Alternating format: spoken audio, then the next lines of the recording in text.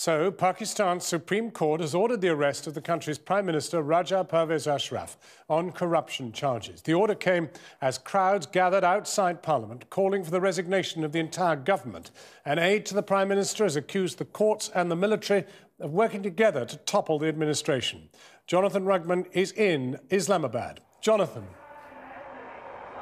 John, it is midnight here in Islamabad, and yet the main street behind me is clogged with thousands of celebrating people. They've heard the news that the Supreme Court wants the Prime Minister arrested, and they're saying they won't go home until the rest of the government is taken from power as well. But though this may look like an echo of the Arab Spring, could it in fact be the opposite? That is the danger here, that this could herald the beginnings of yet another military takeover. This afternoon, thousands in Islamabad celebrated their Prime Minister's downfall after Pakistan's Supreme Court ordered his arrest on charges of corruption. And this was the preacher breaking the news, Dr. Muhammad al-Qadri, a moderate Sufi cleric in a sharp pinstripe suit. And his message of change is so dangerous to him that it comes from inside a bulletproof metal box. This is green revolution, this is peaceful revolution, this is democratic revolution, this is constitutional revolution, this is lawful revolution. As birds of prey stalked the parliament, Dr. al-Qadri's supporters did the same below. Nothing like the million-man march the cleric had called for, but enough to block Islamabad's main road until, they say, the whole government resigns.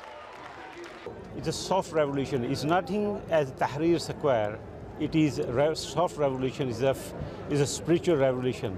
And if that continues for another few days, I think the rest of the government will go.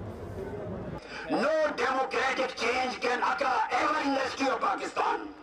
This cleric says he has marched to Parliament to save Pakistan from collapse. But it's a mark of how weak this government now is, that a crowd of tens of thousands of people thinks it does have the power to force this government from office. Earlier, armed police fired tear gas and live ammunition into the air to keep protesters back from the centre of power.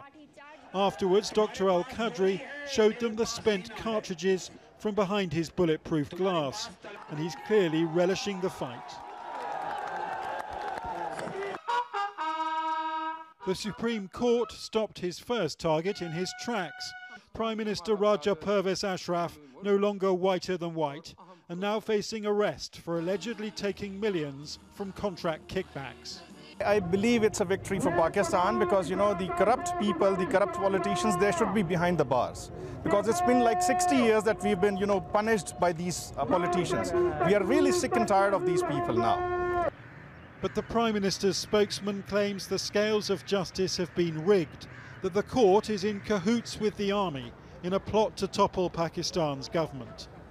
And we don't know if these hundreds of soldiers still defending that government tonight will support the protests against it and once again seize power. Jonathan Rugman, Channel 4 News, Islamabad. Well, live to Jonathan now, and indeed the masses are still down there behind you, Jonathan. It's a cold night, and one wonders how near we are to any kind of a military takeover. Well, I think that is the question. We have these people on the streets who say they are here to defend democracy. But to go back to Dr. al-Qadri, who you saw in my report there, is he all that he says he is? A lot of people in this country think he is a stooge of the army, that the army is backing these protests, that it wants to put pressure on the government so that it can eventually intervene. And I think that would be a terrible tragedy in this country. You have to remember, and amazing this, that not one single government in Pakistan since this country was created has survived a single term. This government has been in office for about 5 years. It's almost made it. It may be about to be pushed out. The question is whether it will get to the end of its term, whether the army will move in, and whether these protesters here, although they say they want democracy, may find that they're being used by the army and will end up with something far worse.